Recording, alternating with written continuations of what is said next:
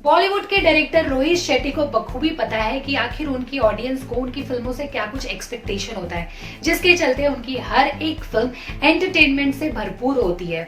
जी हाँ, उन्हीं की एक फिल्म के बारे में बात करने वाली हूँ और वो फिल्म डेफिनेटली आप सबकी फेवरेट फिल्म है। जी हाँ, गोलमाल फन अनलिमिटेड। आखिर क्या कुछ इस फिल्म का बजट था, क्या कुछ कलेक्शन किया था, बताऊंगी आपको इस वीडियो में। लेकिन सबसे पहले नमस्कार, मैं हूँ ज्योति पाठक और आप देख रहे हैं बॉलीवुड स्पाई। 14 जुलाई 2006 में ये फिल्म रिलीज हुई थी और जिस तरीके से इस फिल्म का टाइटल है गोलमाल, पूरा कंप्लीट गोलमाल होता है इस फिल्म के अंदर, फन अनलिमिटेड होता है। इस फिल्म के हर सीन्स, हर डायलॉग्स बहुत ही ज्यादा हिलेरियस होते हैं। और तो और इस फिल्म के अंदर जो स्टारकास्ट होते हैं अपनी परफॉर्मेंसेस से हमें लोटपोट कर देते हैं। और तो और जो भी इस फिल्म के अंदर स्टारकास्ट है उन्हें कोई भी रिप्लेस नहीं कर सकता।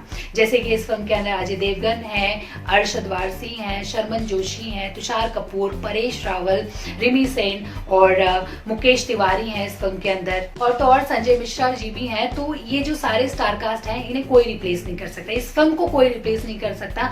हमने जैसे देखा है इस फिल्म के सीक्वल्स बने हैं, गोलमाल रिटर्न्स, गोलमाल 3, गोलमाल अगेन। तो मुझे नहीं लगता कि कहीं ना कहीं ये जो गोलमाल पहली वाली बन गई है उसके बाद ऐसी फिल्म बन सकती है, क्योंकि ये एक कल्ट कॉमेडी क्लासिक फिल्म बन चुकी है और इस फिल्म के गाने भी एक से एक होते हैं। तो बजट और कलेक्शन बताने से पहले कुछ इंटरेस्टिंग बातें मैं आपको बताना चाहूंगी इस फिल्म को लेकर। 1979 में एक फिल्म आई थी अमोल पालेकर जी की और जिसका नाम था गोलमाल, और वो भी फिल्म कहीं ना कहीं कल्ट क्लासिक फिल्म है। उस फिल्म को भी हम कभी भूल नहीं सकते हैं क्योंकि वो भी कॉमेडी से भरपूर होती है। तो जो गोलमाल फन अनलिमिटेड फिल्म है ये कहीं ना एक तरीके से ट्रिब्यूट है ओरिजिनल फिल्म को, जो ये टाइटल था गोलमाल।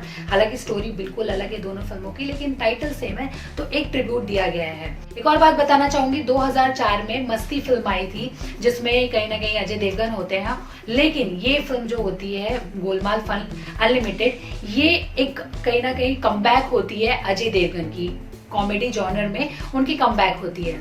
इस फिल्म के अंदर जो लक्ष्मण का कैरेक्टर शर्मन जोशी प्ले करते हैं और कहीं ना कहीं हम उनको आगे की जो सीरीज बनती है उस फिल्म में हम उनको नहीं देख पाते हैं। एक यही फिल्म होता है जिसमें वो होते हैं, बाकी के सीरीज में नहीं दिखते। कहीं ना कहीं थोड़ा बुरा लगता है ऑब्वियसली, क्योंकि कहीं ना कहीं लक्ष्मण ने जो परफॉर्मेंस दिया था, जो हंसाया था, जो एकदम सीधे साधे होते हैं, तो उनको हम कहीं ना कहीं आगे इसकी सीरीज में भी मिस करते हैं और होप कि हम उनको आगे की अगर सीरीज बनती तो उसमें भी हम उन्हें देख सकें।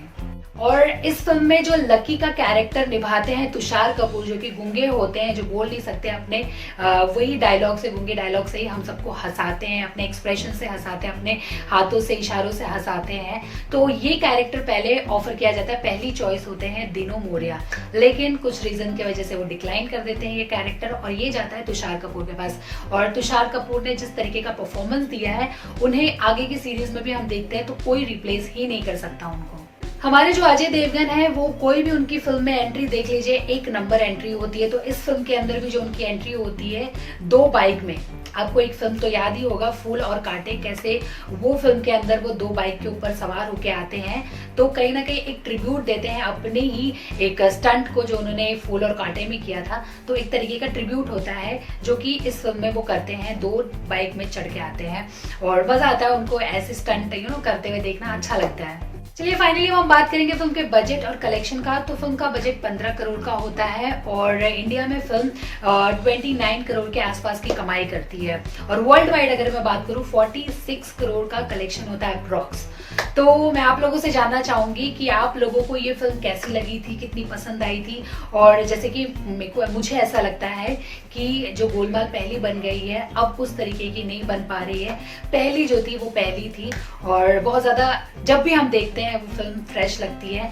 तो कितनी बार आप देख चुके हैं गोलमाल फन अनलिमिटेड, मुझे बताइए। और हमारे जो इस फिल्म के अंदर होते हैं माधव, लकी, गोपाल और लक्ष्मण, इन चारों की जो केमिस्ट्री होती है कैसी लगती है बताइए कमेंट सेक्शन में। और देखते रहिए बॉलीवुड स्पाई ऐसे ही गॉसिप्स और अपडेट्स के लिए।